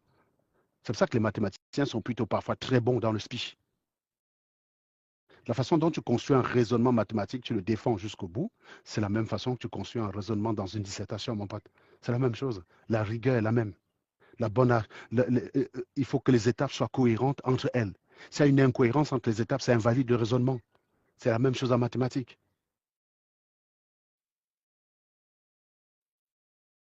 Donc, si tu as A qui entraîne B, tu as C qui entraîne B, et si tu conclus que ça veut dire que B entraîne A, bah non, c'est un faux raisonnement, mon gars. Or, beaucoup de vos raisonnements sont souvent là. A entraîne B, C entraîne B, donc B entraîne C. Bah non, mec. Bah non. Il faut beaucoup de conditions pour que ça se soit rempli. Et dans votre façon de raisonner souvent, vous faites ce genre d'erreur, en fait. Donc, c'est pour ça que moi, c'est très difficile d'attaquer mes raisonnements. Mais je mets au défi. Hein. Je n'ai jamais vu quelqu'un qui monte m'affronter dans un live dans le but de venir attaquer un raisonnement. C'est quelqu'un qui vient avec ses jugements de valeur. C'est pour ça qu'il repart très souvent la queue entre les jambes. Parce que pour venir attaquer mes raisonnements, il faut être costaud, gars. Même Einstein, il aurait beaucoup de mal. Ils sont blindés, mes raisonnements. Et je mets au défi, hein. Je mets au défi à quelqu'un de monter, attaquer un de mes raisonnements, un raisonnement fallacieux, de me trouver une erreur, un biais cognitif, comment dire, un sophisme. Voilà, tout ça. Tu as les éléments qui invalident un raisonnement, par exemple, un raisonnement qui est biaisé, donc un biais cognitif, un biais statistique, un biais de sélection, un biais de confirmation, un biais d'erreur d'échantillon, un biais d'erreur sur la fréquence de base, tout ce genre d'erreurs-là. Voilà. Une fois que, dès qu'il y a ça dans le raisonnement, il est invalide. Vous avez un sophisme dans le raisonnement, il est invalide de fait. Vous faites ce qu'on appelle l'affirmation du conséquent dans votre raisonnement, le raisonnement, il est invalide. L'affirmation du conséquent, c'est de dire, si A entraîne B, donc ça veut dire que B entraîne A. Non. Ça, c'est ce qu'on appelle l'affirmation de conséquent. Si tu dis A entraîne B, ça veut dire que non A entraîne non B. Ça, c'est la négation de l'antécédent. C'est un mauvais raisonnement. Ça invalide ton raisonnement de fait. C'est zéro. C'est la même chose que tu fais ça en mathématiques, tu as zéro. Si dans une dissertation, tu me dis, il n'a pas plu, donc le sol ne peut pas être mouillé, je vais te dire, mais non, mec, ton raisonnement, il est faux. Alors peut-être qu'aujourd'hui, oui, il n'a pas plu, le sol n'est pas mouillé, c'est vrai, mais ce n'est pas toujours vrai. Parce que si je me déplace là, je vois qu'il y a un voisin qui a arrosé sa pelouse, bah, le sol sera mouillé. Si j'active mes arroseurs là tout de suite, bah, le sol il sera mouillé, mon gars. Donc, ça s'appelle la négation de l'antécédent. La négation de l'antécédent, voilà. C'est une erreur de raisonnement qui invalide de fait le raisonnement. Si tu utilises ça dans un raisonnement, il invalide. Et tout mon art, à chaque fois que quelqu'un raisonne, c'est d'aller chercher ces erreurs-là. Une fois que je les ai trouvées, j'invalide. La plupart du temps, eux-mêmes ne comprennent pas pourquoi leur raisonnement n'est pas valide. Et c'est pour ça que j'aime bien prendre des exemples triviaux pour leur poser la question. Des exemples triviaux, on dit un exemple, pardon, des exemples triviaux pour qu'ils se rendent compte que s'ils veulent valider ce type de raisonnement, ça va les pousser à valider n'importe quoi. Par exemple, si pour valider l'exactitude de la Bible, l'existence de Dieu, tu utilises un argument circulaire. Dieu existe, parce que la Bible dit que Dieu existe. Et c'est écrit dans la Bible que tout ce qui est écrit dans la Bible est vrai. La Bible est un livre sacré parce qu'elle est inspirée de Dieu. Dieu existe parce que c'est écrit dans la Bible. La Bible dit que tout ce qui est écrit dedans est exact. Et c'est écrit dans la Bible que Dieu existe. Et cette Bible, elle est inspirée de Dieu. Dieu existe, tu vois, on tourne en boucle en fait. Ça, c'est ce qu'on appelle un argument circulaire. Mais si tu me dis, bah oui, mais chacun utilise. Ça veut donc dire que moi, j'ai écrit un livre. J'écris donc que Dieu se Serge. Et j'écris dans ce livre que tout ce qui est écrit dans le livre est vrai. Et le livre, il est inspiré de Serge. Et Serge, c'est Dieu. Tu es aussi obligé. Si tu acceptes ce raisonnement-là pour la Bible, tu es aussi obligé d'accepter ce raisonnement-là pour moi. Est-ce que vous voyez un peu la bêtise de ce genre de raisonnement? Un raisonnement invalide quand il peut conduire à 10 alternatives possibles. Par exemple, utiliser la foi pour chercher la vérité, c'est une mauvaise méthodologie. Parce que le musulman utilise la foi, il conclut que Dieu c'est Allah. Le chrétien utilise la foi, il arrive à la conclusion que Dieu c'est Jésus. Et donc ils utilisent la même méthode, ils arrivent à des résultats qui sont contradictoires. C'est une très mauvaise méthode, donc il faut mettre à la poubelle. Voilà, c'est pour ça que quand on cherche, quand on fait un travail de recherche, on doit être rigoureux sur la méthode. Et je vous dis, c'est ce que j'applique. C'est pour ça que la plupart d'entre vous, vous le savez, sauf à être timbré dans la tête, tu vas peut-être avoir beaucoup de gens qui vont parfois venir poster des pamphlets comme ça dans mes publications, mais ils ne sont pas capables de répondre à la moindre question. Parce que tout ça, ça détruit l'argumentaire. Ils vont rentrer dans un tunnel où ils ont dressé le portrait d'un Serge Anango qui n'existe pas, hein, qu'ils ont fabriqué dans leur tête. On appelle donc ça l'homme de paille. Ils vous créent un Serge Anango qui n'existe pas, et c'est ce Serge Anango-là qu'ils attaquent. Je ne sais pas un Serge Anango qui ne travaille pas depuis 3 ans. Je ne sais pas qui c'est. Hein. Un Serge Anango qui a fait 3 ans sans bosser, je n'en connais pas. Moi, je connais un seul Serge Anango sur Terre, c'est moi, et ça ne correspond pas à ça. Un Serge Anango qui vit dans une maison payée par une femme, c'est pas moi. Moi, je connais qu'un seul Serge Anango, c'est moi. Et le Serge Anango que je connais, il vit dans une maison qui lui appartient en copropriété, d'ailleurs, parce que je suis gentil, je vous ai toujours dit. Je n'essayais pas de pigeonner les femmes. Moi, j'aurais bien pu faire un contrat d'achat. Quand on achetait cette maison, je gagnais 4 500 euros et ma femme, elle était à quelque chose comme 1 200, c'est-à-dire un quart de mon salaire. Je pouvais très bien faire un contrat, mais je ne l'ai pas fait. Parce que je considère que je l'ai connu quand on était étudiant, une bonne partie de ce que j'ai fait dans ma vie, elle a été à côté. Donc si on ne se sépare, oui, c'est logique, elle est la moitié, ça ne me dérange pas. Et c'est justement dans ce genre de perspective, de ne jamais avoir à subir ce genre de choses, que je me mets à l'abri de ce genre de trucs. Mais non seulement si on se sépare, elle aurait la moitié. Moi, j'aurais la moitié si on vend la maison. Mais si on ne sait pas, je ne vendrai même pas la maison. J'en ai pas besoin. Vous voyez, c'est ça la liberté aussi. Alors que vous savez qu'il y a des mecs qui ont liquéfié la femme pour moins que ça. Pour un studio, mec. Il veut se séparer de sa femme. Il sait que s'il se sépare, il perd la maison. Mais il a envie de vivre avec la nouvelle femme dans la maison qu'il a travaillé l'autre femme. Vous faites ça comment, les gars? Vous êtes torché du cerveau. Moi, je connais une connasse sur Internet qui n'a rien foutu de sa live et qui prétend que l'héritage de son mari est à 50% le sien. Et donc, elle attend juste que le gars d'aille pour faire préemption sur l'héritage. Voilà son travail, en fait. Elle n'a rien foutu de la vie. Elle va faire préemption sur l'héritage. Donc, elle attend que le gars d'aille alors qu'elle est plus vieille que le gars. Désolé, mec. Ça, c'est la vie de minable. Donc, ça ne me dérange pas. Mais quand j'ai acheté cette maison, je pouvais très bien faire un contrat. Je ne l'ai pas fait. Parce que ça ne me dérange pas de partager à moitié. Moi, je me rappelle des gens qui ont dit: Ah, t'es avec Watt quand tu as te séparé, les pensions. Regardez comment le nègre réfléchit. Mais un peu que je vais payer des pensions. J'ai des enfants avec elle, connard. J'ai des enfants avec elle, abruti, va. Ben oui, je vais payer des pensions, ça ne me dérange pas. Tu veux faire un gosse? Donc, quand tu t'es pas de la femme, tu n'es plus responsable. Tu t'appelles la mère, toi? Ah ben moi, je ne m'appelle pas la mère. Hein. Je suis responsable de ce que j'ai fait, mon ami. Je sais que ce n'est pas une bonne qualité pour vous. Je suis même d'ailleurs surpris quand je vois multiplier les likes pour attaquer Kamer par rapport à son histoire avec Oshiga. On sait très bien que vous en foutez des valeurs. Vous avez juste des problèmes personnels avec Kamer. Parce que dans certains dossiers, vous allez défendre un homme qui abuse d'une femme. Je ne vous crois pas, je ne vous prends pas au sérieux. Les gens m'écrivent, me disent, viennent parler un peu de ça. Non, la seule fois que j'ai donné mon avis dessus, au départ, j'ai considéré que c'était une responsabilité d'Oshiga parce que quand même, il faut être gonflé en 2025 avec tous les phrases que Kamer traîne sur son dos pour aller faire un gosse avec lui. Bon, elle m'a assuré qu'elle était au courant de rien de ce qu'Kamer fait. Moi, je ne peux pas prouver le contraire. Qu'est-ce que tu veux que je te dise? Mais toujours est-il que les gens qui font des lives pour l'attaquer parce qu'il a abandonné l'enfant, c'est des hypocrites. C'est des hypocrites. Parce que la plupart du temps, ils soutiennent le bourreau. Ils sont du côté du bourreau. Ils ne sont pas du côté de l'orphelin et la veuve. Moi, je suis du côté de la veuve et l'orphelin. Mais ils sont du côté du bourreau. Donc, quand je vois déjà un type qui m'explique qu'aller avec une white, c'est payer les pensions. Parce que vous, les femmes africaines, quand un homme vous abandonne l'enfant, très souvent, vous ne courez pas derrière lui pour lui demander la pension. Vous le laissez faire. Parce que vous avez été conditionné comme ça. Même en Europe, où vous pouvez obtenir une condamnation pour qu'il paye. Là, vous le laissez parce que vous avez été conditionné comme ça. Vous avez été conditionné à l'idée qu'un homme vous abandonne avec un enfant, vous gardez, vous gérez. Vous avez été conditionné et vous faites ça. Et il y a beaucoup d'hommes qui s'en l'aident. Ils me présentent ça comme si ce serait une punition pour moi de payer la pension à ma femme si je me séparais. Vous êtes débiles, les mecs. Quand je vois ça, j'ai envie de vomir. Tu es une grosse merde. Ce sont tes gosses, mon ami. C'est tes enfants. Abruti. Tu ne peux pas en faire, tu restes célibataire. Moi, je dis d'ailleurs, avoir une femme, c'est pas donner aux pauvres. Hein. Vous, les femmes d'Internet, là, avoir une femme, c'est pas donner aux pauvres. Il vaut mieux être le troisième bureau d'un homme responsable que d'être le principal bureau d'un irresponsable. Hein. C'est ça on vous a mis des trucs dans la tête. On vous a mis des trucs dans la tête parfois qu'il faut vos échelles de valeur. Je rappelle qu'Oshiga avec Kamer, c'était son gars. Mais tous mes seconds bureaux, je les ai mieux traités que ça. Il n'y a aucun qui va vous dire qu'il s'est séparé, je l'ai abandonné dans la mer, je l'ai mis dans une... Non, pas possible. Non, pas moi. C'est pas moi. J'ai des valeurs. Je suis un salopard. Mais un salopard cool quand même. un salopard moral, voilà. Tu vas chercher ta fille? Tu vas chercher ta fille? Hop, attends, 2 petites secondes. Voilà. Elle a fini, tu voulais peut-être pas que j'y aille, moi? Oh, bugueulise. Tac, tac, tac.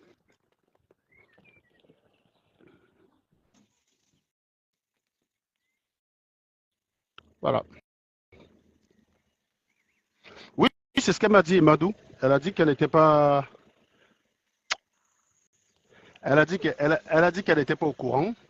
Elle a dit qu'elle n'était pas au courant des agissements du gars. Donc, moi, je n'ai aucun moyen de prouver qu'elle ment. Donc, je suis obligé de considérer que sa parole est vraie jusqu'à preuve du contraire. Ça s'appelle la rationalité et le principe de charité. Le principe de charité, c'est en l'absence de tout élément susceptible de faire douter la parole de l'adversaire, vous devez partir du principe que c'est vrai. Vous devez prendre le propos. S'il y a plusieurs alternatives, en l'absence de tout élément, vous devez choisir l'option qui lui est plus favorable. Mais vous faites souvent l'inverse.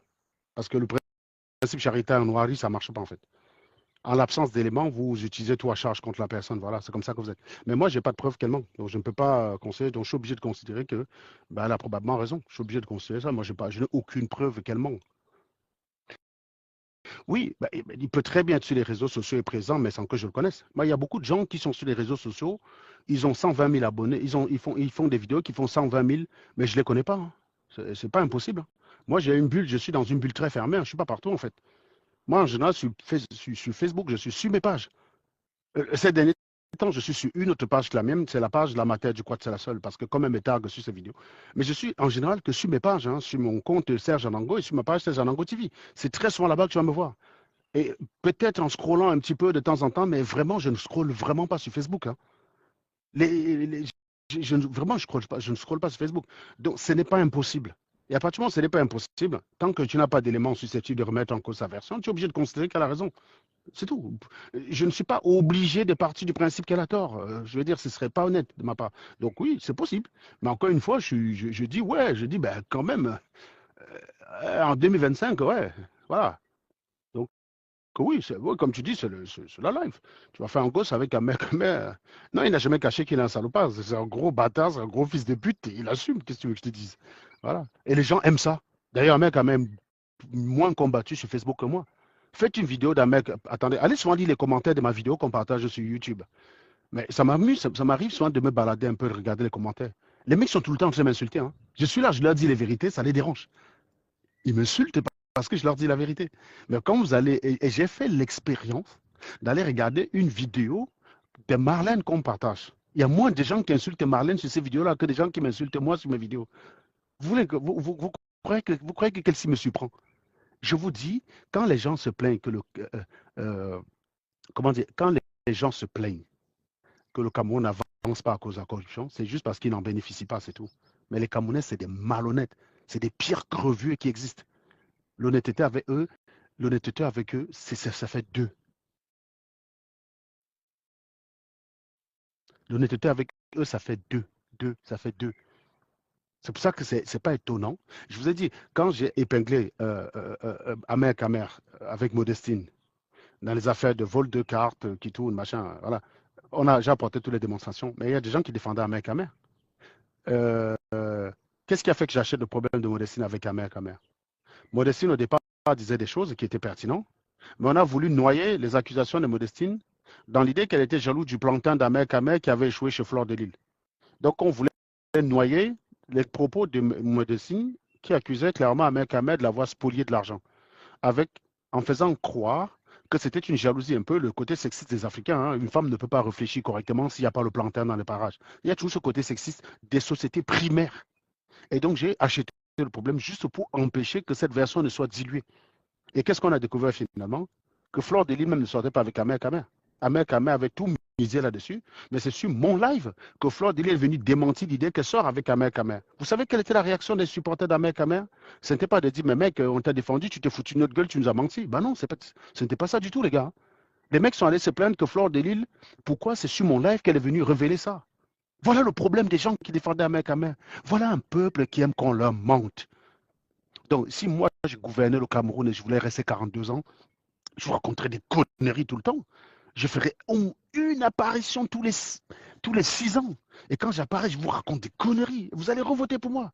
Dès que vous m'avez voté, j'apparais dès la 6e année, comme le mandat, c'est 7 ans. Je vous commence à vous raconter des conneries. Vous allez voter pour moi. C'est pas étonnant, les mecs. Donc, vous croyez que je m'attendais à ce que vous s'en avez tout ce que je balance à cette thèse? Mais vous êtes débile ou quoi?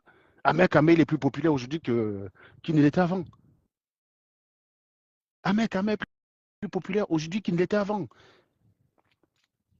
Donc, pourquoi on va se taire? Vous croyez que les gens croient aux preuves qu'elle a balancées? Aïcha te dit, monte ta maison. Tu vas prendre une maison sur Street View, tu dis que c'est la tienne. Mais mec, avec ce fonctionnement, je te prends une maison à Malibu, je te dis que c'est la mienne, hein. Quand tu vas me dire, prouve que c'est, montre les papiers, je vais te dire, montre les papiers de la maison du 21 rue Victor Hugo, que tu n'as pas, bien sûr, puisque tu ne peux pas. Tu es tout le temps chez toi. Je sais pas, montre-moi que tu as déjà payé une taxe foncière dans cette maison, même si la maison, je sais qu'elle ne vous appartient plus. J'ai le nom du propriétaire, elle ne vous appartient plus. Mais prouve-moi qu'elle vous a appartenu. Montre-moi que tu as payé. Montre-moi que vous avez payé une taxe foncière dans cette maison. Tu ne peux pas. Ton neuneu de mec a 33 balais. Comment il aurait pu acheter cette maison-là seul, avec un salaire d'un McDozard? Il ne peut pas, le mec. Il ne peut pas. Il a été hébergé quelque part, et quand il a eu un enfant, il pouvait avoir un HLM. Comme ça que ça marche. Quand tu es tombé enceinte, ouais, tu pouvais avoir un HLM. Je crois que ta fille est née quelque part en 2017-2018. Ben oui. Et vous savez, quand moi j'étais étudiant, Magalhaes, elle gagnait pas grand-chose. Hein, elle gagnait quelque chose comme 1100 balles, 1000, à peu près 1000 balles. Elle avait fait la demande. Ben, Plantin, j'ai déjà présenté ma taxe foncière. Dis donc, toi, tu es en retard ou quoi? Et déjà, je veux même pas qu'elle se déconnecte. Quand elle lance un défi, il fallait regarder les vidéos. Hein. Va regarder ma vidéo de. C'était quand? De dimanche, après-midi. Va regarder ma vidéo de dimanche après-midi sur cette page. Tu auras ces éléments-là et va lui demander de se déconnecter. J'espère que tu vas aller faire la même chose. Parce que si je te revois sur ma chaîne Plantin Doux et que tu es parti regarder cette vidéo, tu n'es pas allé lui demander de se déconnecter, je te bloque direct. D'accord? C'est bien de fanfaronner et les conneries qu'elle dit. Je lui ai répondu là-dessus. Et je lui ai redonné même des défis. Donc je veux, demain matin, dans cette vidéo, je veux te voir mettre la capture d'écran de là où tu es parti sur sa page, lui balancer ma réponse et lui demander de relever mes défis qu'il y a dans cette vidéo-là. Si je ne trouve pas ça, je te bloque. À un moment donné, je parle aux hommes, je ne parle pas au mur. C'est bien de venir fanfaronner, t'as lancé un défi. Bon, on lui lance un défi, elle ne répond pas. Aïcha Kamoz a lancé un défi. Tu es parti demander de le faire, je t'invite d'ailleurs aussi. Tu ne montes pas, je te bloque direct d'ailleurs. Aïcha Kamoz a lancé un défi, est-ce qu'il est parti? Plantin d'où? Vas-y, réponds à ma question. Platini, si tu ne montes pas, tu le dégages de ma chaîne. J'aime pas les plaisantins. Aïcha lui a lancé un défi. Bah, il a refusé. Comme par hasard. Comme par hasard. Tu as refusé. Sous-homme jusqu'au bout. Vous n'êtes même pas capable d'assumer ce que vous faites. Déjà, tu t'appelles Plantin d'où? Tu n'assumes pas ton nom. Tu sais très bien que ce que tu fais est débile. Tu soutiens de la merde. Et t'as lancé un défi. Tu crois quel est le défi qu'elle peut me lancer que je ne puisse pas relever? Il n'y a rien de mensonger chez moi, mon gars. Quel défi peut-elle me lancer que je ne puisse relever? Quel défi, mon gars? Donc, je lui ai présenté ma taxe foncière l'autre jour. Je lui ai présenté mon crédit immobilier. Et je suis entré directement dans le compte. Donc, toi, va lui dire, maintenant, de quitter les réseaux sociaux si tu es cohérent avec ton truc. Mais tu ne le feras pas parce que tu aimes le mensonge. Tu espérais que je ne le fasse pas pour que tu dises, tu as présenté un défi, tu n'as pas relevé, présenté. Je lui en ai présenté 3. Elle n'a pas relevé. Aïcha Kamod, j'en ai présenté 1. Elle n'a pas relevé. Cours, tu vas lui dire la même chose, en voix. Mais non, tu ne le feras pas. Parce que vous êtes tellement des gros menteurs que vous croyez que tout le monde est comme vous. Je ne vous ressemblerai jamais. Et je vais vous dire un truc. Hein. Le jour où je vais me dire qu'il y a un problème chez moi, écoutez-moi très bien. Le jour où je me dis qu'il y a un problème chez moi, il y a 2 possibilités. Si je me lève un matin, tous les Camerounais commencent à m'apprécier, il y a 2 options. Soit il s'est passé un truc dans leur cerveau, on a mis le cerveau à l'endroit, soit je suis devenu malhonnête. Et moi, je suis statisticien. Il y a plus de chances dans le deuxième cas. Franchement, si je me lève un matin, le Camerounais commence à m'apprécier, il faut que je me demande, il faut que je fasse un audit de mes activités pour que quelqu'un me dise honnêtement si je n'ai pas vrillé. Parce que l'hypothèse que je vais privilégier, c'est celle-là. Certainement pas celle que le cerveau des Camerounais s'est mis à l'endroit. Non, certainement pas celle-là. Certainement pas. Donc c'est pour ça. Donc je vous connais. Quand on lui lance un défi auquel tu sais qu'il ne peut pas répondre, tu ne cours pas pour aller lui demander de répondre. Par contre, quand elle lance un défi stupide, je vais te dire un truc, Plantin d'eau. C'est à celui qui fait l'affirmation d'apporter les preuves. C'est ça la rationalité. Si tu ne dis pas à quelqu'un, tu n'es pas propriétaire, présente ton titre. Tu fais une affirmation. Ça se base sur quoi? Si ton problème, c'est que ça te dérange que le mec soit propriétaire, sache que ça ne change rien à la réalité.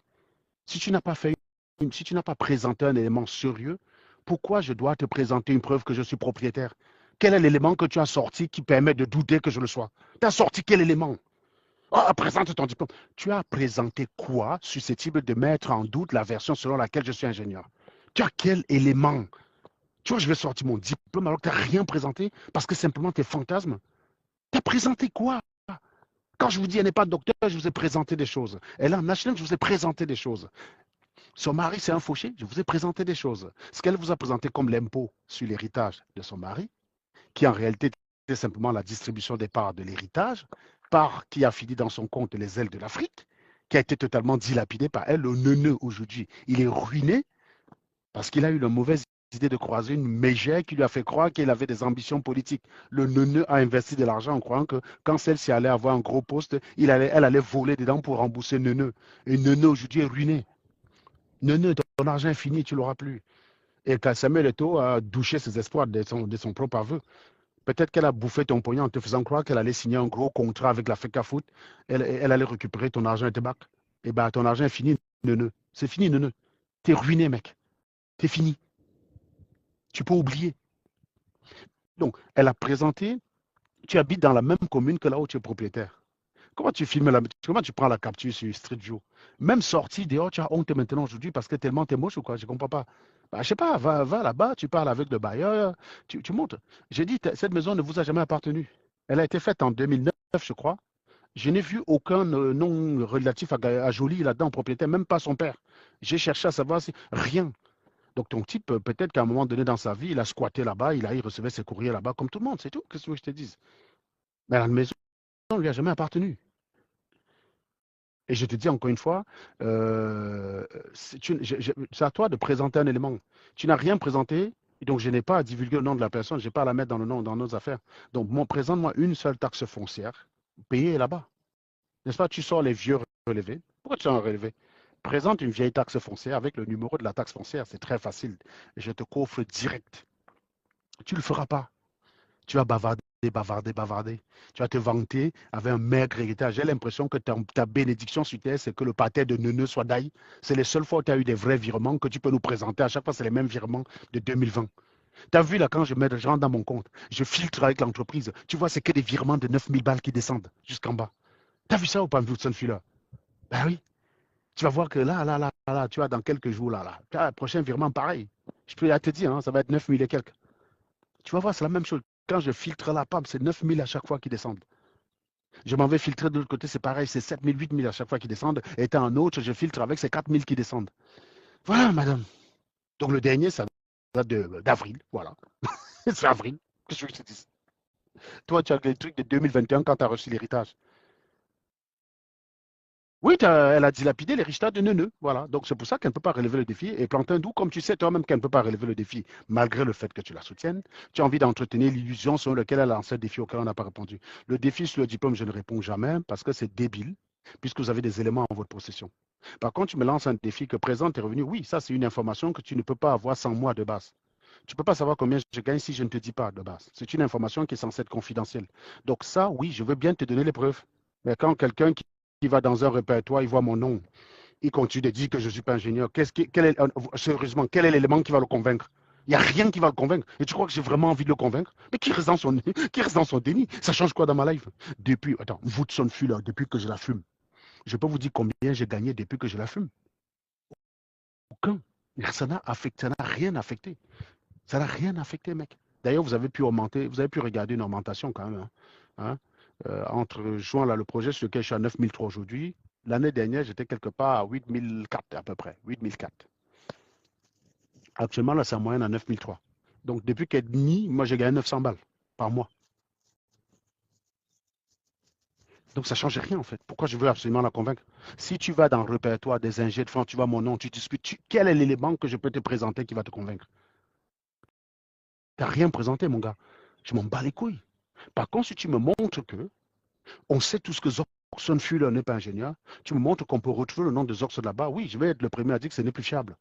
Prenez-moi un gars qui n'est pas ingénieur. Ducamel, il s'appelle Jean-Pierre Sommet. Allez mettre son nom dans le répertoire des ingénieurs de France. Si vous me montrez qu'on peut mettre le nom de Ducamel là-bas alors qu'il n'est pas ingénieur, hein, on sait qu'il est monteur de meubles chez Ikea pour 1200 balles, bah oui, là, je vais commencer à dire non, ça, c'est pas une preuve, effectivement. Ouais, là, je vais changer de preuve forte. Si tu vas sur le site de Polytech Nantes, où il y a le nom des diplômés de l'école, si tu me montres que tu peux mettre le nom d'Amer, Kamer, Eoné, puis Hervé Simon, si tu me montres que tu peux mettre son nom là-bas, oui, je vais être le premier à dire, bah, cette source n'est plus fiable. Et oui, je vais considérer qu'elle n'est plus fiable. Mais vous n'avez rien fait tel, les gars. Donc, vous n'avez aucune raison de rejeter cette preuve-là. Et quand vous dites, ah, vous êtes juste en train de faire du dilatoire. Non, ne croyez pas, les gars, ne croyez pas. Par contre, qu'elle présente sa maison, qu'elle présente ses documents. Présente-moi une taxe foncière payée à cette maison-là avec le numéro de la taxe foncière. Parce que moi, si c'est une question de présenter la taxe foncière ou le titre foncier, je peux te fabriquer un titre foncier d'une maison à Marne-la-Coquette. Je t'appelle un gars là, il me livre ça il me livre ça rapidement. Par contre, je ne peux pas entrer dans mon espace, impôt.gouv, je retrouve la taxe foncière de Marne-la-Coquette. Non, je ne peux pas, mec. Donc, présentez-moi votre titre foncier au 29 rue Victor Hugo, on voit. Présente-moi un titre foncier de Gaëtan là-bas. Tu nous dis que c'est sa maison, tu montres la capture Street View, tu montres les papiers de Cyril Pénard, celui qui s'est chargé de distribuer l'héritage. Le notaire, il n'est pas loin de chez moi, il est à Valette. Hein. Actuellement, là, je passe devant tous les matins pour aller travailler. Il est à Valette, il est à côté, le gars. Tu veux que je m'arrête un jour devant chez lui et je lui demande je lui dis à quel point son nom est devenu célèbre sur la toile? Je peux lui montrer tes exactions, hein. Je lui dis à quel point son nom est devenu célèbre sur la toile. Il a partagé juste l'héritage, sa part, c'est devenu que c'est lui qui confirme que tu es propriétaire. Non, il a partagé l'héritage d'un bien à Dunkerque légué par un mort. Qui a eu l'honneur d'avoir quelque chose dans sa life.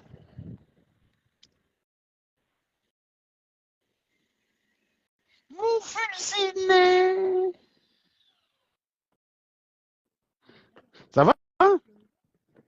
Mais tu as dit que tu revenais avec une copine, non? Hmm.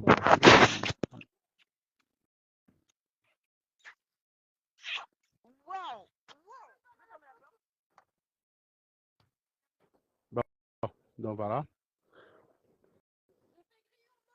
Allez, c'est rapide pour crier? C'est vrai, tu as raison. Bon, je vais vous laisser, les gars. Bon, il y a quel autre sujet que je n'ai pas abordé là, tiens? Il y a quel autre sujet que je n'ai pas abordé? Je voulais parler, oui, je voulais aussi parler des gens qui étaient contre Samuel Eto'o. Je ne sais pas quels sont les sujets, j'avais mis plusieurs sujets. Je voulais parler aussi un peu de l'accident Ganoufik pour dire justement que je n'y connais, je ne sais pas ce qui s'est passé, que j'attends les résultats d'enquête. C'est tout. Oui, c'est l'accident Ganoufik. Doit-on, voilà, l'autre question que je voulais creuser à vous, c'est doit-on laisser les menteurs tranquilles? Est-ce qu'on doit laisser les menteurs tranquilles, les gars? Donc cette question, je vous laisse méditer en commentaire. Et dans toutes les vidéos, cette vidéo sera partagée. Répondez-moi à cette question. Doit-on laisser les menteurs tranquilles sur la toile? Est-ce que les gars comme nous, là, qui adorons traquer les menteurs, on doit les laisser tranquilles? Est-ce que vous voulez qu'on les laisse tranquilles? Fut-elle une femme? On les laisse tranquilles ou on les fume? Mais je ne sais pas, vous en pensez quoi? Mais mettez votre réponse à argumenter en commentaire. Montrez-moi que vous raisonnez. Montrez-moi que ceux qui me suivent, ils sont capables d'étayer leurs arguments quand même, hein? Mettez ça en commentaire. J'espère que ce live vous a plu et je vous souhaite une excellente soirée. Je vais retrouver ma petite femme avant qu'elle m'arrache les couilles. Parce que j'y tiens quand même, hein, mes petites boules. bonne soirée à vous. Ciao.